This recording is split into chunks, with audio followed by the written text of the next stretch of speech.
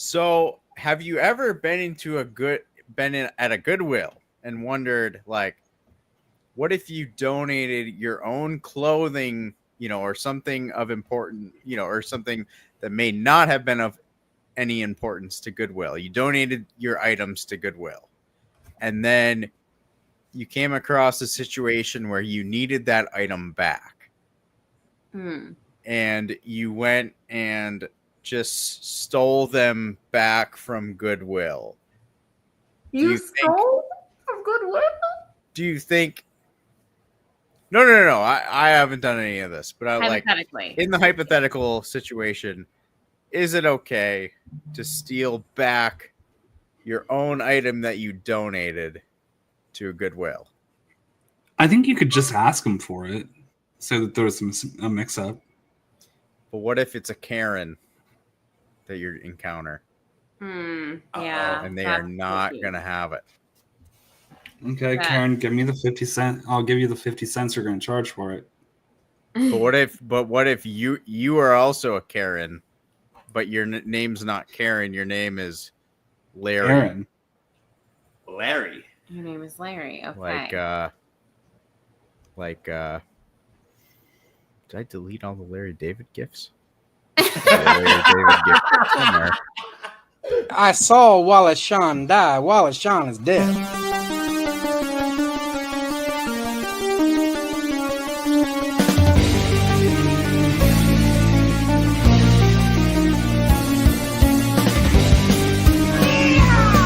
It's 2 minutes for roping. I like that. You're a jabroni.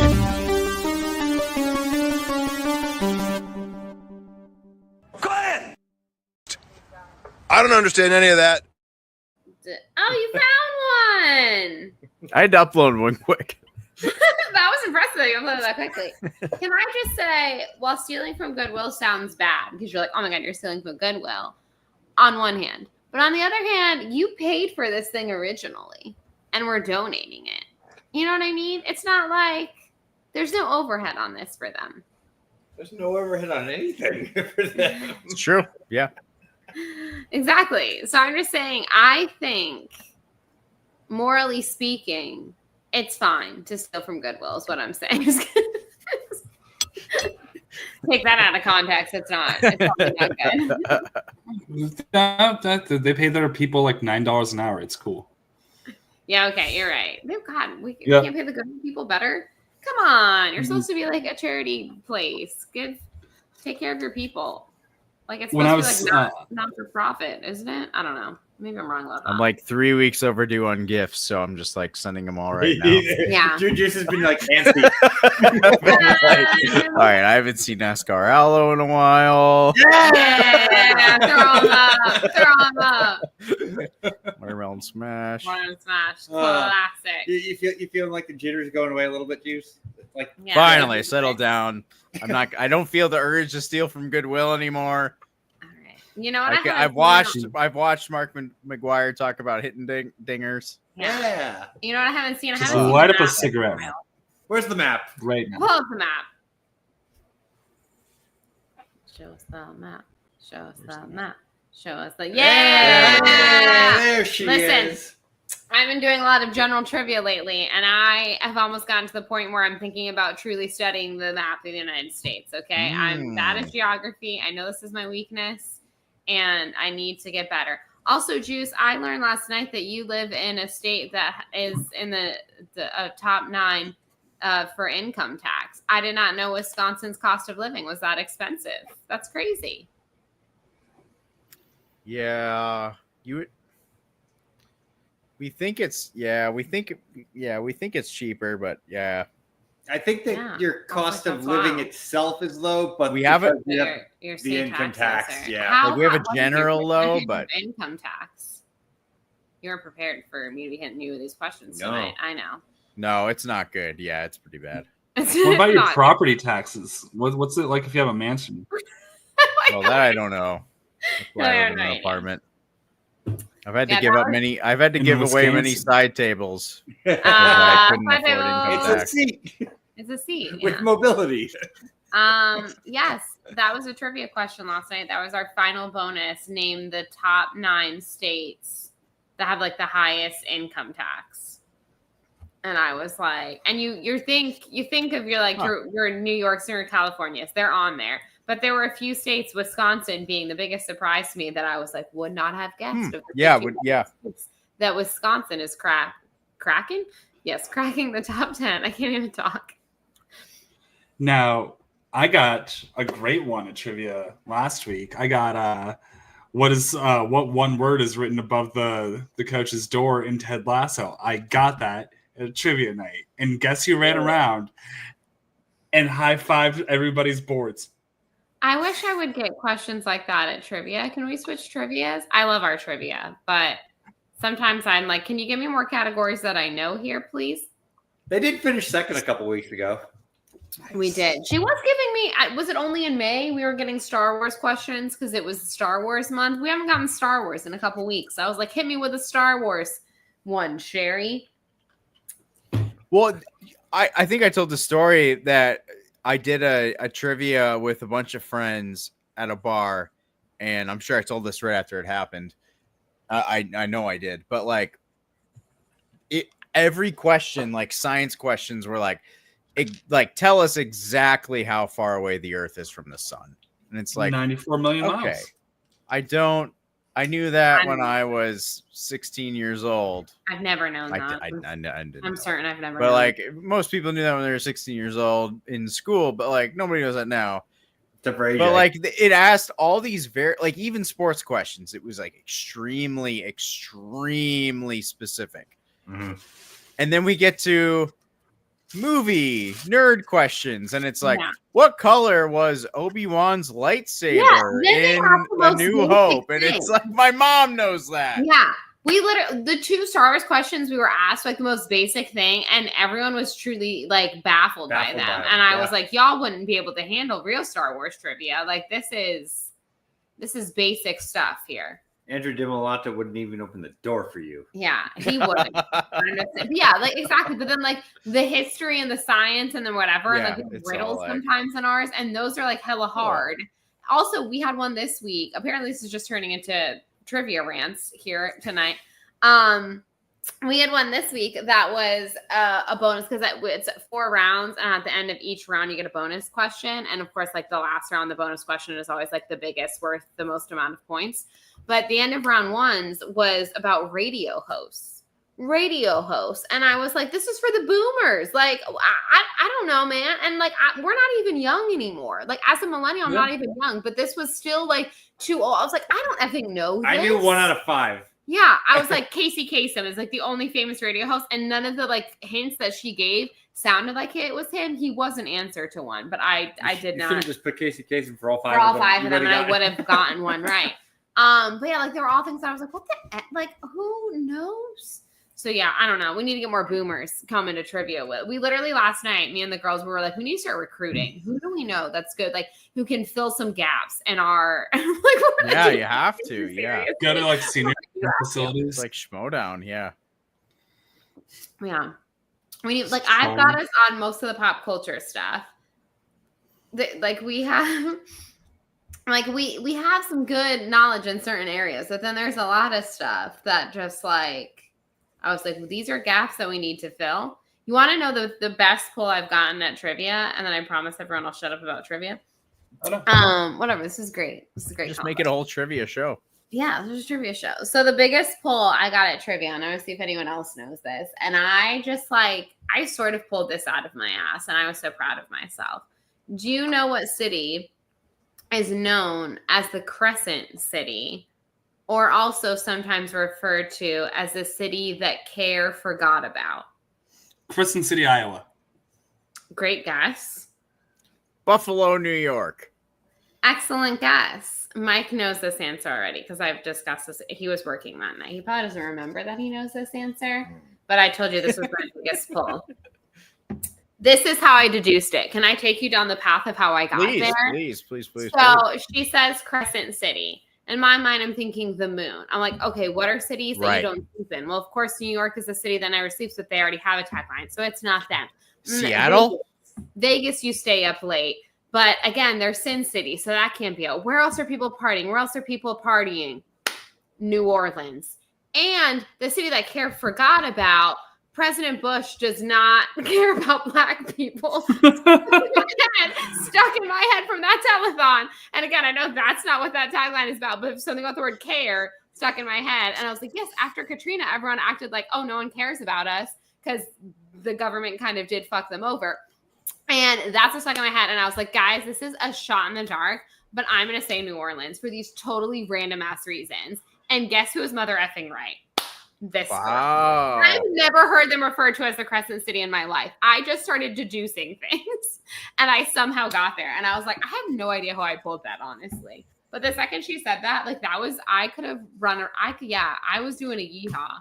I have never been more proud of myself. Mike Myers.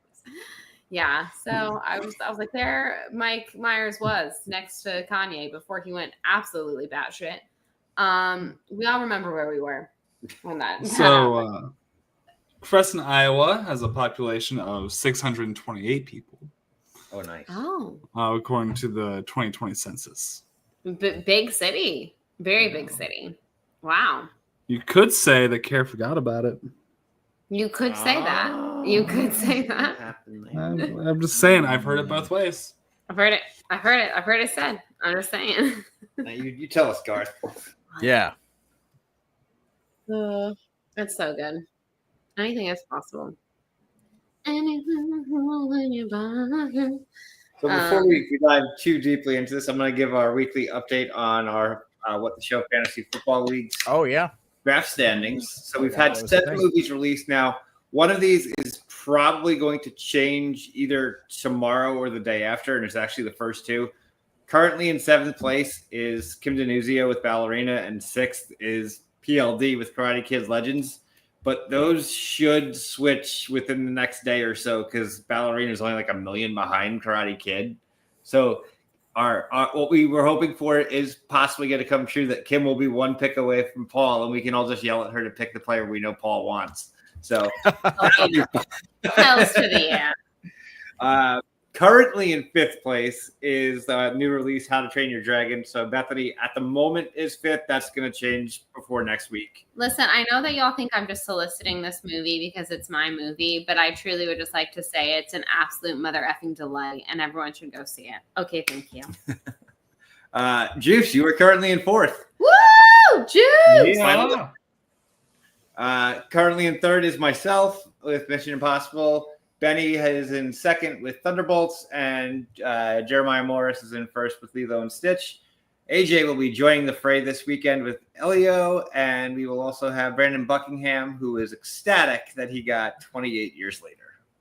Oh, is he feeling salty about it? We just watched, can I admit something to everyone here? We just watched 28 Weeks Later. Yeah. I don't know why these titles throw me off. I think it's because we skipped months. And I've never seen it. I've seen the original movie many, many, many moons ago. But I truly have never seen the sequel. But with this new one coming out and it kind of getting rave reviews, and I'm interested in seeing it, I was like, let's catch up and watch the sequel. And I definitely prefer the first one. But I think the second one has it's got interesting things going for it. You know, like the concept is cool. But I also now have questions as to, now that I finished this one, and I told Mike, I was like, I'm certain that the third one will answer these questions for me. But if apparently it did not spread everywhere, although at the end of the second one, spoilers for a movie that came out in 2007,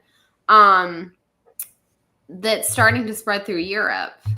So we're spoiling the substance, everyone. So I was like, but they kind of cross oceans. So why did these people not just try to get the hell out of Europe? And I understand that's easier said than done. Immigration policies, trying to relocate an entire continent. That's complicated. The map. Thank you. But you know, I was like, why?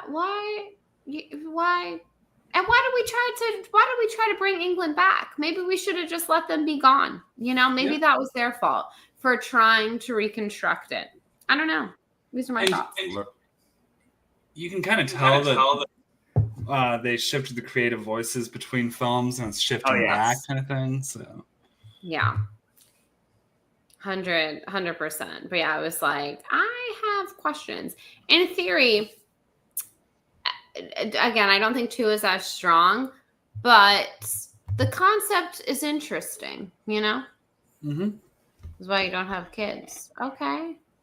I'm a little confused by that, but I respect it. They spread viruses. They spread viruses? They bring them to Paris. It's true. They do. But yes. Anyways, these are my thoughts. But yeah, I was like, obviously the zombie genre is plentiful. I do always think it's kind of interesting when people try to do something different. I think it's interesting doing the kind of like, what happened if there was a zombie outbreak and then we moved past it. Like, I think that's interesting. Like, I think an aftermath of like trying to rebuild after something like that is a very interesting story. I don't know if this movie completely hit that mark, but I am excited for the next one. Yeah. And I mean, Years has the best movie trailer I've ever seen in my life. So that alone, even if it wasn't an existing property that I liked, I really like 28 Days. Weeks is fine to me. But like if I didn't know anything about these, just based on that trailer, I would be sold as a new fan. So there you go. Yeah. Yeah. They did a great job with that. I was telling Mike the other day, this is my theory. I think obviously X-Men is often credited for being like the modern renaissance of superhero movies. It brought superhero movies into the modern day and showed what we could do, and is kind of responsible for everything that we've had since then and the blow up of that. I think that that's the same for zombie movies in 28 Days. Like, I think that brought zombie movies into the modern day and is like responsible for every like zombie pop culture moment we've had since then. So you know what?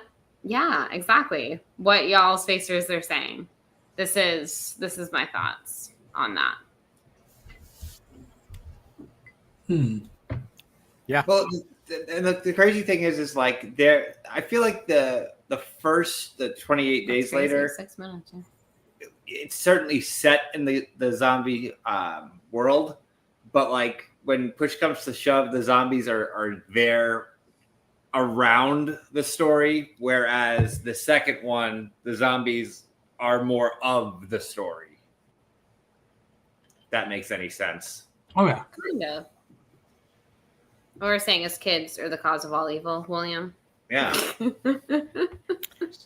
Yeah, I think I've... Specifically Teletubbies. Also, I forget how just like what a scrawny ass looking mother effer Cillian Murphy was back in the early odds. I was like, look at this. Look at this little scrawny dude. He's also an actor who often plays way taller than he actually is too. Like, he's 5'7". Yeah. He's just like a tiny little dude. Yeah. Well, not tiny, but like it's just a baby. Just a little average height dude. Oh boy. Yeah. It's just a baby. Just like somebody who like plays 6 foot but is like not. Yeah. McClunky. We also watched, it's turned into trivia to now listen to the things Bethany has watched in the last week. I've watched a lot of movies. We had to watch Friendship, and by watch, I mean I had to endure Friendship. Fucking rules. Friendship is magic. Do you believe in the power of friendship? You have to watch Friendship before the year-end rankings to see where it winds up on your list. It's with Tim Robinson and Paul Rudd. It's so good. And it's basically a 95, I think you should leave sketch. You know what, William, when you put it like that, kids are responsible for the fact that they had it contained, mother effers, 28 weeks later. And now 28 years later, they're still going. You know, you're right. Fuck those kids. Listen, I just watched 4 Rooms for the first time this past week.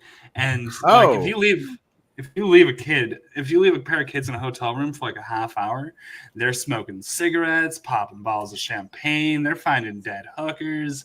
Like, it's inevitable. Yeah. Raid the minibar. Really we do need the gif of Antonio Banderas going, "Don't misbehave." We need that.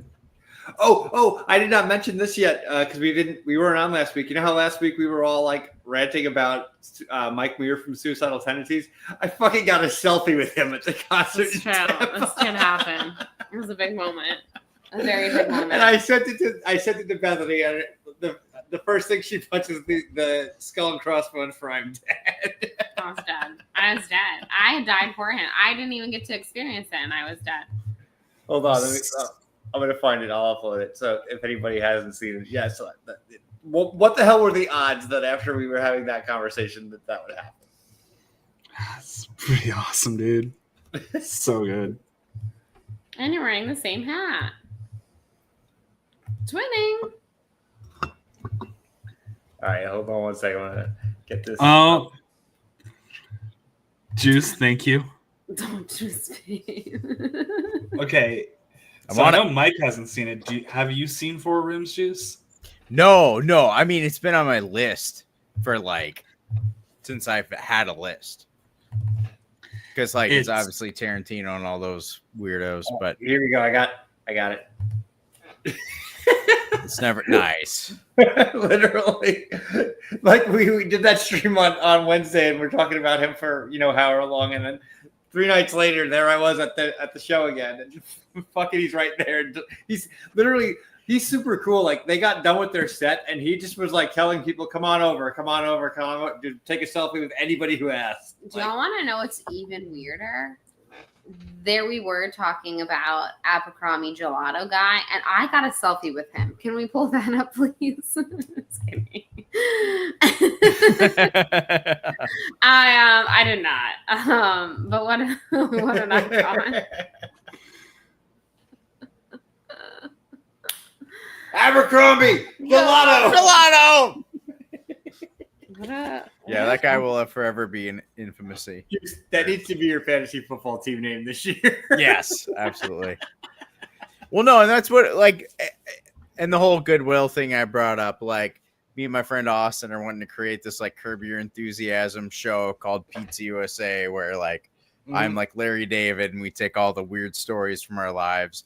But that would absolutely be an episode, that crazy side character. And then that is a season. Yeah, that's like a season. That's like a penultimate season or that's like an episode before the season finale. You have this crazy Gelato Abercrombie guy. But no, I was in Goodwill today, and I was like, I'm renovating, or not renovating, but I'm reconstructing my apartment. And I just donated a bunch of stuff to Goodwill, but also I'm looking for a nice chair. So the first place I go to look is Goodwill to see if they have a chair in the Goodwill that I have near me doesn't even have furniture anymore, or at least nobody donating it.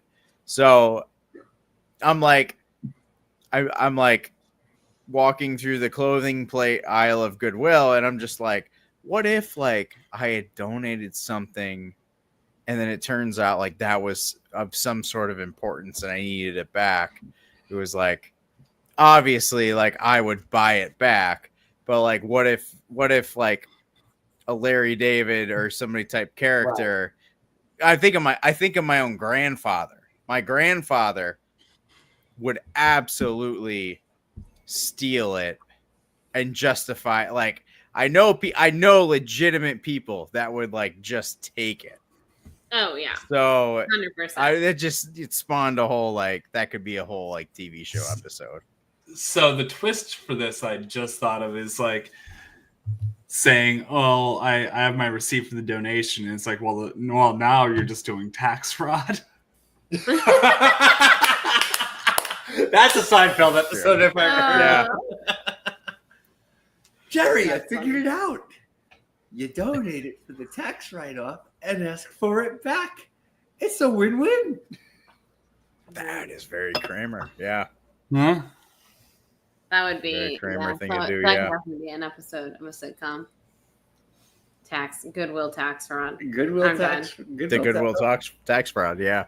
That's an episode title right there. Yeah, the Goodwill. Yeah, the Goodwill tax. Yeah, the Goodwill tax fraud.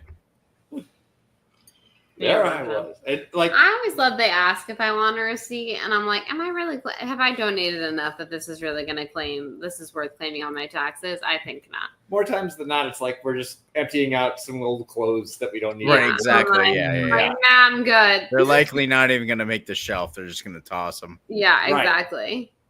That is actually my goal, is to as someone who donates and also shops at Goodwill, is like, I want to see if any of my stuff makes it sometimes. Yeah. Not to take back, but just to be like, I was worthy. Yeah. Set up a stand outside the store, sell your own clothes, and then donate them the money. True. Yep.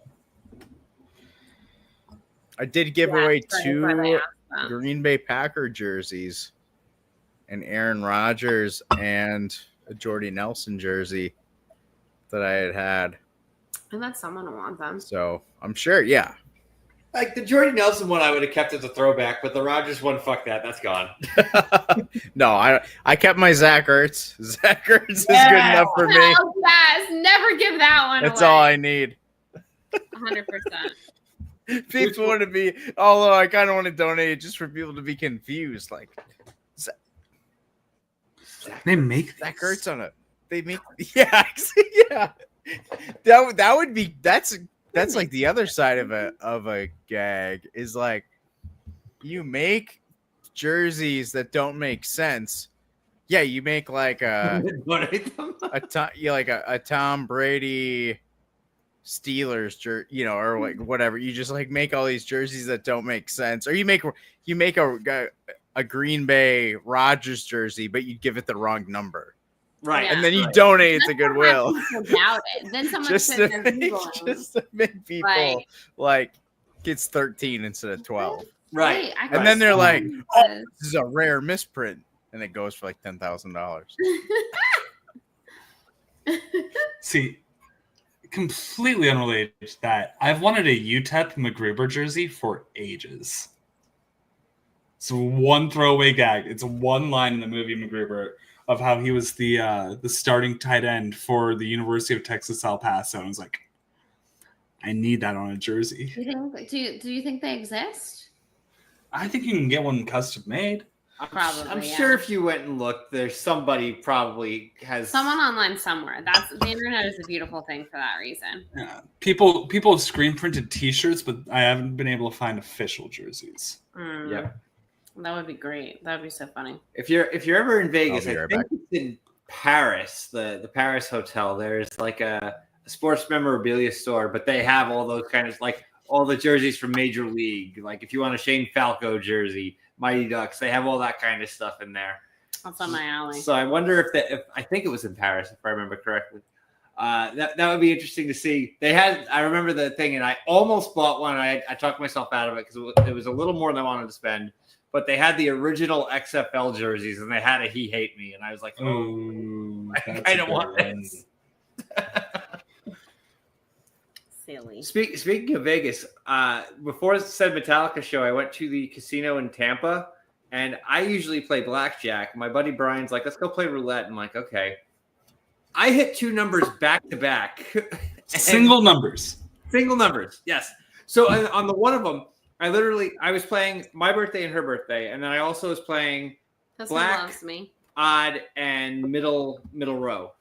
And 11 knocked off all of those, everything that I put it on, because 11 was every single one of those. So it was odd, it was black, and it was the middle row. And then 11 hits, and they're looking there like, "Oh, you just hit everything." What's even crazier is he is not the person who had the best luck with the number 11 recently. No. To say the least. And it's always been my lucky number. So I feel like vindicated by the universe lately. Yeah. Well, so what was the payout odds on that all in all?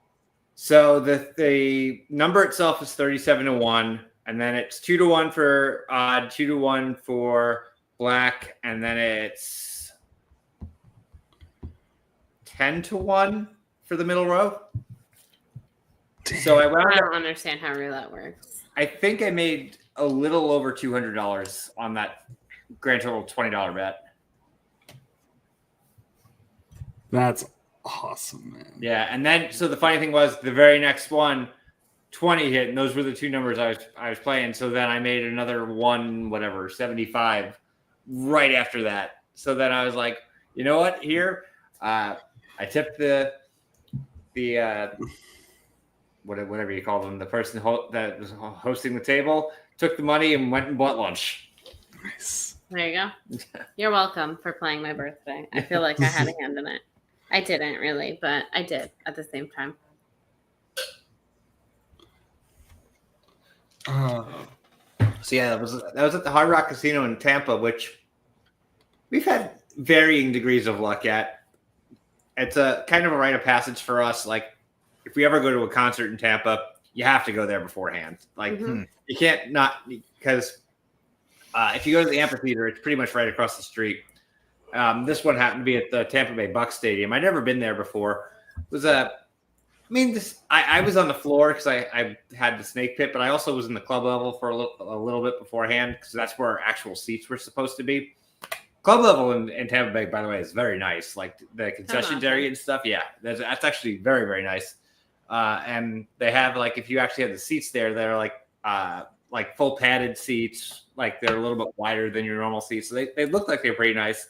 But I got upgraded by the fan club to the snake pit, so we did not sit there for the show. So I didn't get to actually use the seats for the show itself. But Memorial Stadium. Yeah, that's funny. But like the stadium itself, like, it's not the biggest stadium. Like we went to Carolina's stadium the week before. Carolina's stadium is much more like, it's grander in scale. Yeah. Whereas Tampa doesn't have as many seats, but I think it's a little bit more of a luxury stadium than the Panthers stadium is. Well, and they weren't allowed to use the pirate ship cannons for the show, right? No. What's the point? Yeah. I know. What's even the point if you can't use the fire ship? The pirate ship? Jesus, I can talk. Even crazier, though, was that AC/DC played there like 2 weeks before that, and AC/DC uses cannons on stage, and they couldn't use them. So. Yeah. I think they should be allowed to use the cannons. You know what's come up a lot on my TikTok recently, speaking of stadiums, is British people coming over here because they've been having, like, you know, they do friendlies during the summer in different cups and stuff. So primarily teams do, like, usually little tours of the U.S. And for some reason, this has come up in my For You page, is British people being amazed by our football stadiums. Like, at the they're like, this is just the nicest, biggest, look how many seats there are. And I was like, oh, that's so funny that, like, how impressed you are by our football stadiums. Y'all have Tottenham, and you also have grass. Yeah, exactly. I was like, I feel like, I was like, oh, I don't know. Are they impressive? I didn't think that they were that impressive, but I guess they're. Mind you, a lot of them were at Mercedes-Benz, which is obviously a newer, nicer. It's the dome. I wax poetic about how much I love Mercedes-Benz. It's better than what the Falcons deserve, let's be honest. But yeah, the one guy, and it's like, he's like, they've got a Chick-fil-A in the stadium. That's wild. And I'm be like, listen here, buddy, it's never open, but I'm glad you got to enjoy it. Yeah, it's a football stadium where they play on Sundays. Yeah, but they play on Sundays. Right. It was a real stupid call on their part to decide to put that in. But you know what? It's fine. When you compare, it's just like the thing is like the football field dimensions versus soccer field dimensions. The football field is actually a little bit wider because they also have a bigger sideline than the soccer stadiums do. So like the actual, like, quote unquote floor of the stadium is bigger. Also, speaking of zombies in stadiums, this girl posted online, which was really funny. So in The Last of Us, spoilers for The Last of Us, I guess. It's not really, kind of is. I don't know. When they show Abby in what would be the Seahawks stadium, this girl was like, are you shitting me? That's my exact viewpoint when I saw the Eras tour. And she posted side-by-side pictures, and it was very funny. I was like, she's right. This is literally where her seats were for the Eras tour. I just imagine, like, them talking about how, like, majestic these football stadiums are, and they're like, Wow, is that a fully intact Achilles?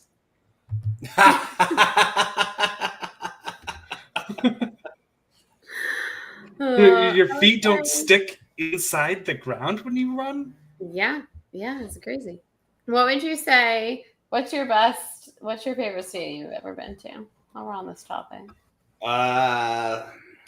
Favorite stadium I've been to was probably like football stadium or just like sports arena, period. I don't know. We'll say football stadium. All right, so we'll say football stadium. Football stadium, I think, for the atmosphere. I don't think I've been at a football stadium that I would say is quote unquote like awesome, but like for the atmosphere, it was Denver, the Broncos. Yeah, I feel like that's got like a unique thingamabob to it. Juice, what's your favorite stadium you've ever been to?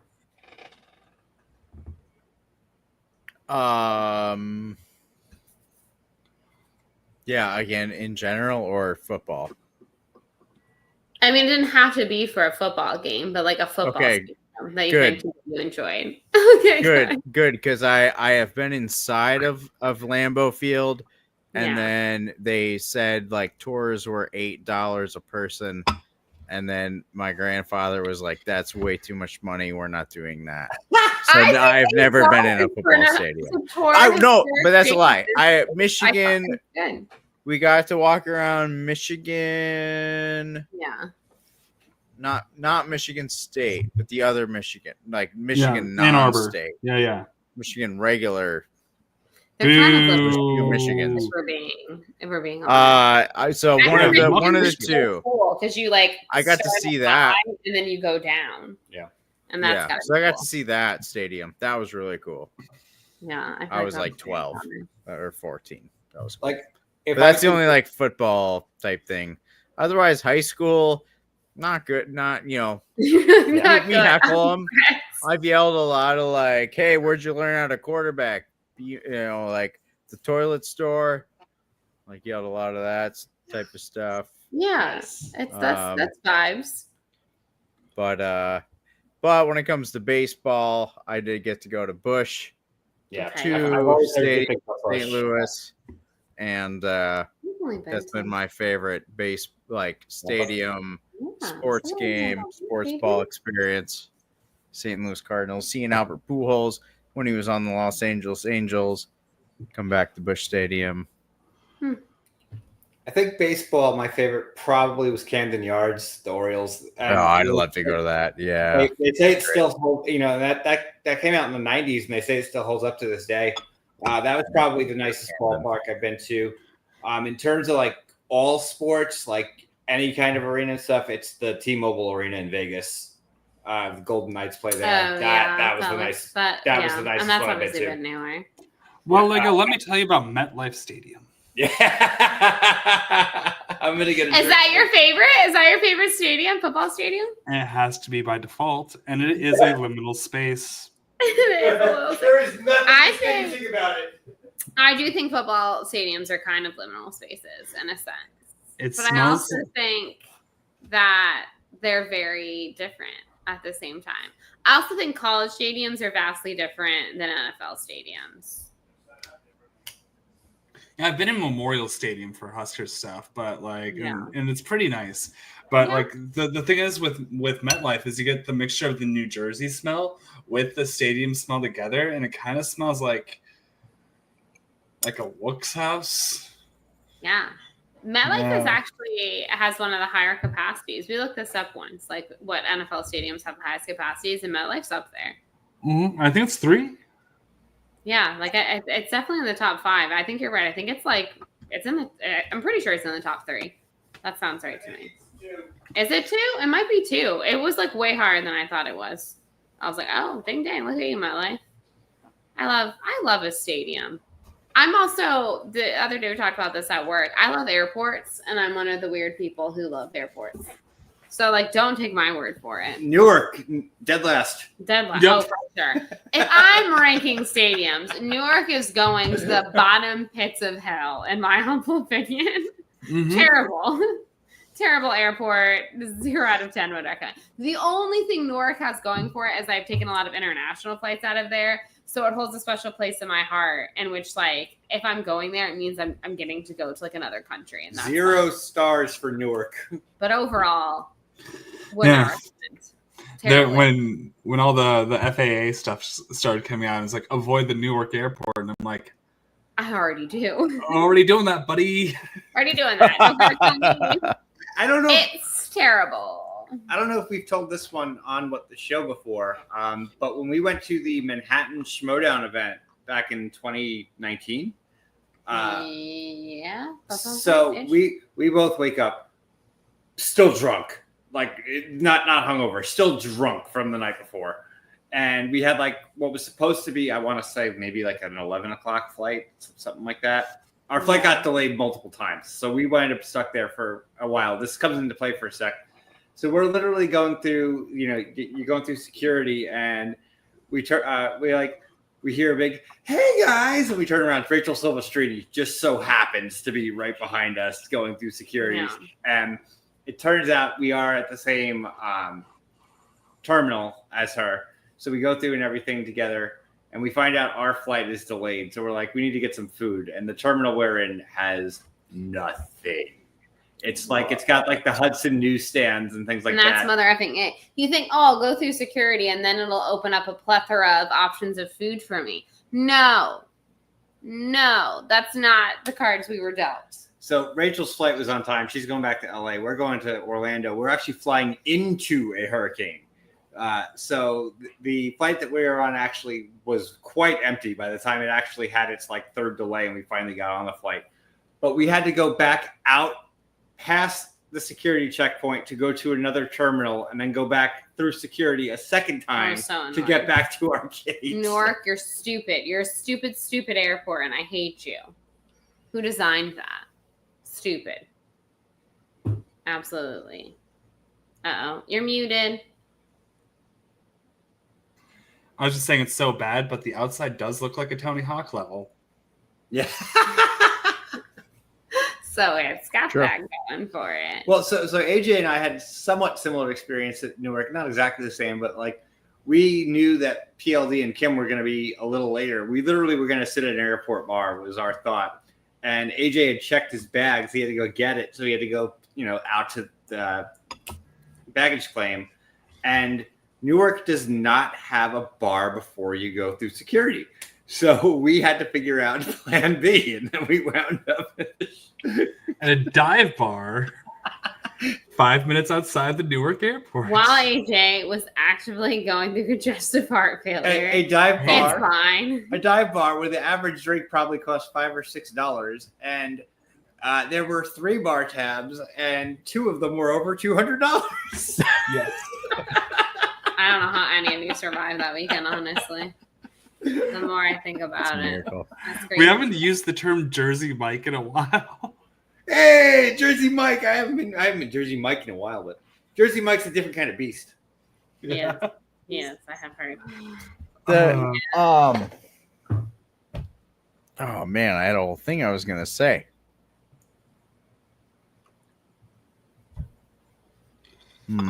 Honestly, if it was 15 minutes later, I probably would have hit the music right there, Juice. I'm just letting you know.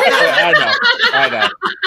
I'm kind of surprised you didn't, AJ. That was perfect sense. It would have been great, but you're like, we still have a little time. We still have a little time that we could chatter. Yeah. We haven't spoken in like 2 weeks, guys. I know. It's crazy. Live it up. So much has happened. I've lived lifetimes. I've lived a life. I've had. John, the best thing that happened to me this weekend. So, I know. Sure.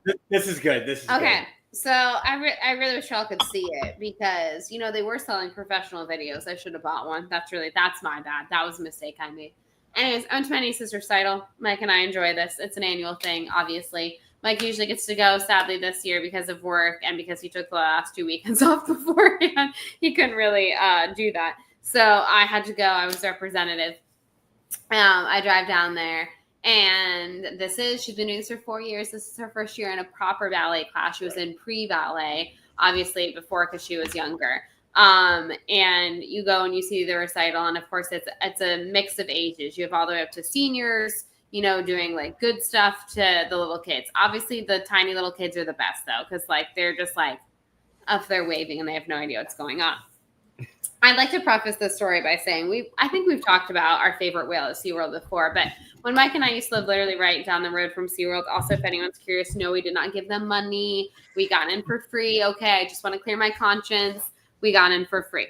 Anyways, we used to go sometimes to SeaWorld because there were no rules. They would give shit away because they were just happy that people were there. We got in for free and we lived right down the road. It's a nice park. It's pretty. The roller coasters are nice.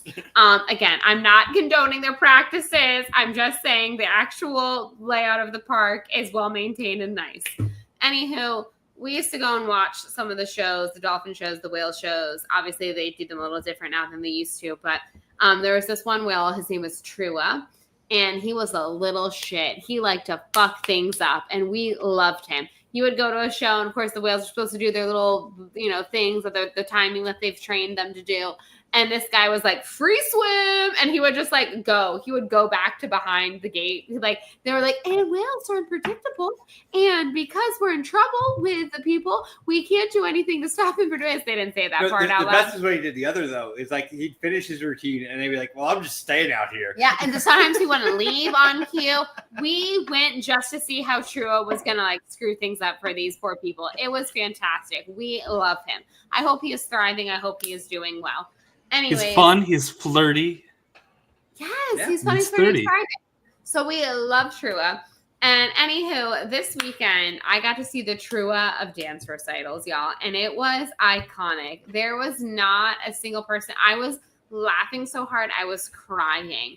So we have a class. Now, again, the ballet classes tend to be a little bit larger because it's like the traditional dance, right? Once you start getting into specifics like your taps, your jazzes, your hip hops, they're smaller class sizes. This one was called Contemporary Movement. Don't even really know what that is. But they obviously have different age ranges. So this was the youngest class. 4 of them came out. It's this very pretty song, Butterfly, whatever. They have like a little helper helping them. All 4 of them, deer in the headlights, come out. The music starts. They are just staring straight ahead. Then the one girl kind of starts waving. The rest of them look terrified. Not a single one of them is dancing. Yes, that reindeer lurking. Not a single one of them is dancing. They all look terrified. Again, it's a stage. There's lighting in the back. There's music cues, all that jazz. And the little helper is like trying to help them. Like these are the dance moves we've practiced, girls, One of them kind of starts to do it. The one on the very end, the Trua, like a moth to the light, y'all. She looks at the stage light. She kind of turns back.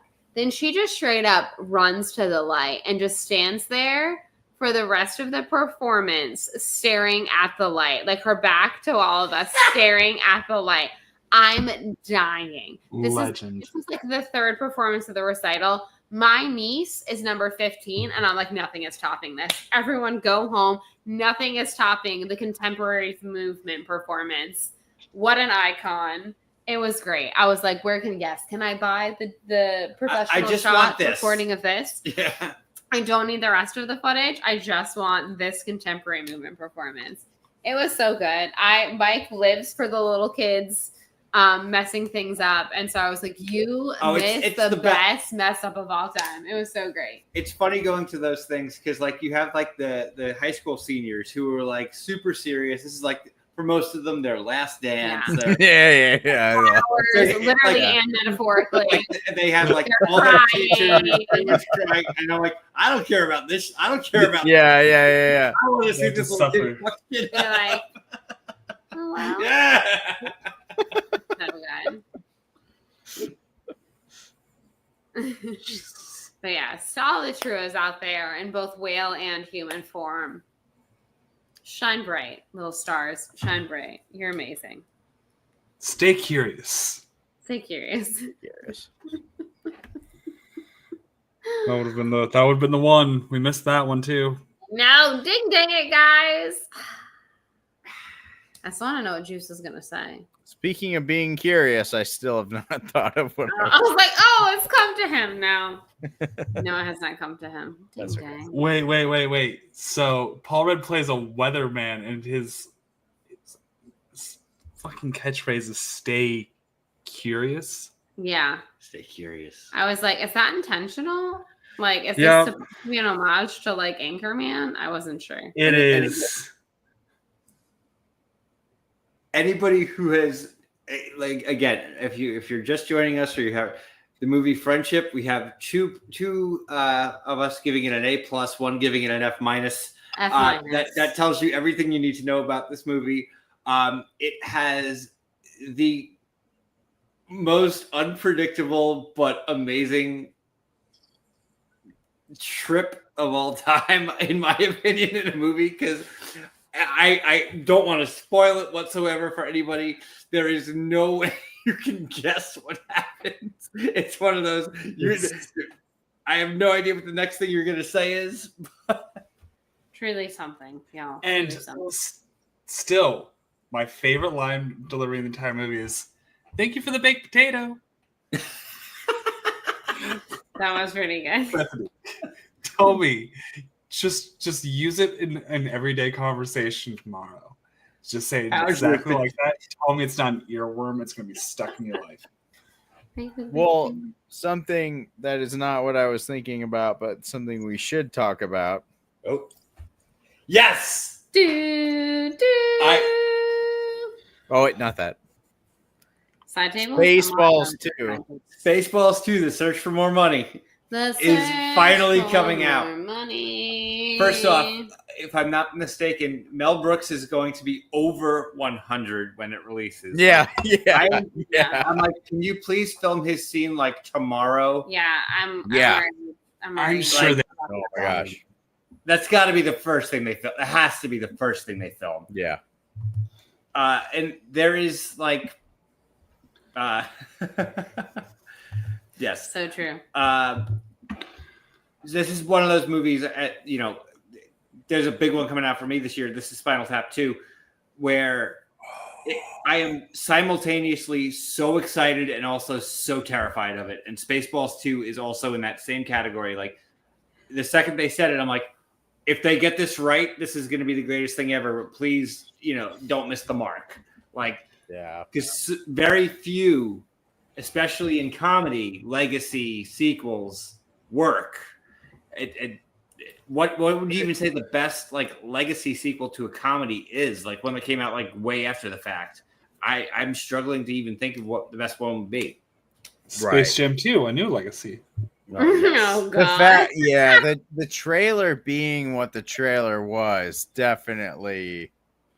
Well, both Spaceballs 2 and Spinal Tap 2 for their teasers nailed it. Both of them did. Yeah. And neither of them showed a single thing from the movie.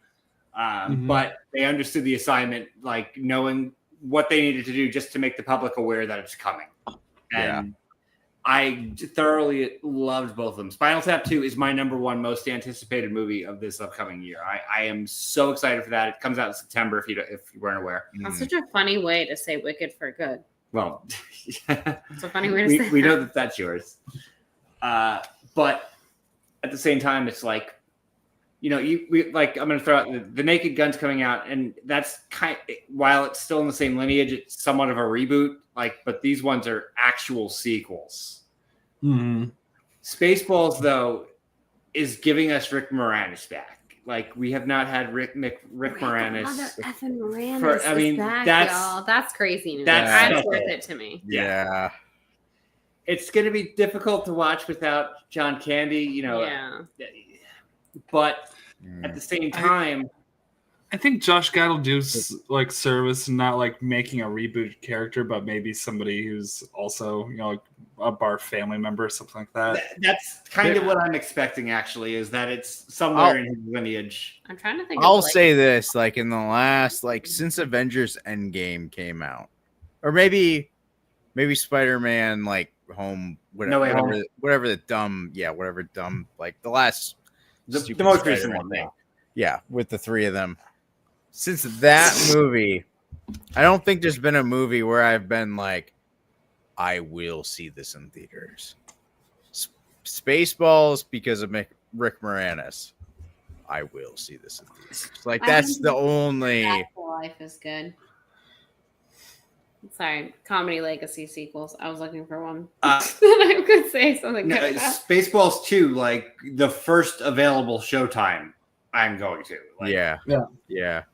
There's no questions asked on that. Like, and you know what's really funny is I think Spaceballs is one of the only movies I can think of, and if you know somebody who disagrees with this, please let me know. But can you name a single person you've ever talked to who said something bad about Spaceballs? I can, and it sucks whenever it does. Yeah. Jacob Woodmaven. That kid who it made sick. Oh, the kid, one of the best phone calls I ever got. I can't believe you're saying you don't know anyone. You do know someone. Well, no, the parent was like apologetic that like he had to say it, but I mean that wasn't that they hated the movie. It was that they were just like, my kid got a little turned off by it because the kid at the one restaurant I work at, because Spaceballs was playing on there, and he saw the diner scene that recreated from Alien, and the alien pops out of the chest, and it made the kid throw up. No, I unfortunately do know people that like actually dislike Spaceballs, and it's the most stupid thing ever. And I don't. How? I know. That's the most joyful movie maybe ever. It's the best movie ever. They're stupid people. Do they not like merchandising? Merchandising, idiots. I don't know. Let the show the flamethrower. I don't think they understand how comedy works. Yeah.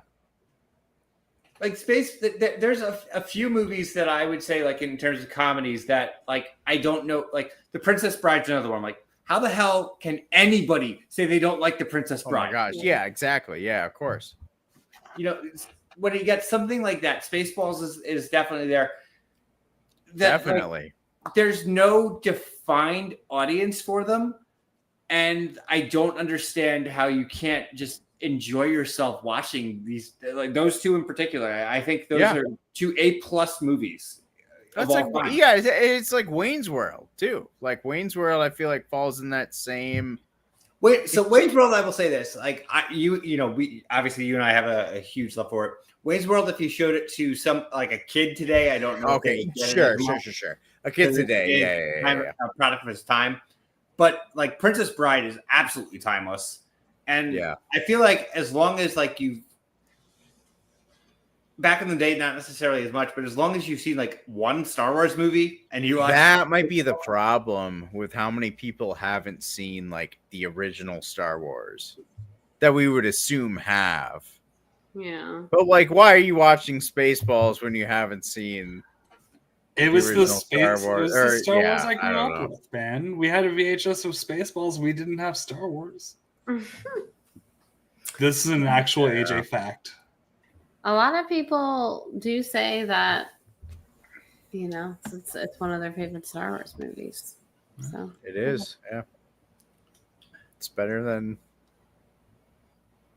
any of them. Here we go, like Lego. Spaceballs before Star Wars, so yep. Or Spacebars. Spacebar. Spacebar. On my computer. Space truck. I saw Wallace Shawn die. Wallace Shawn is dead.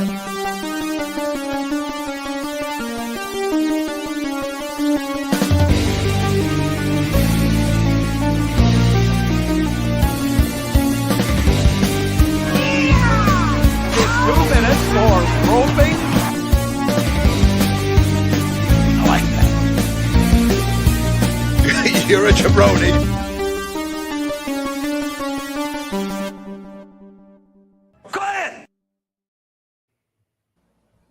Oh, mama. What?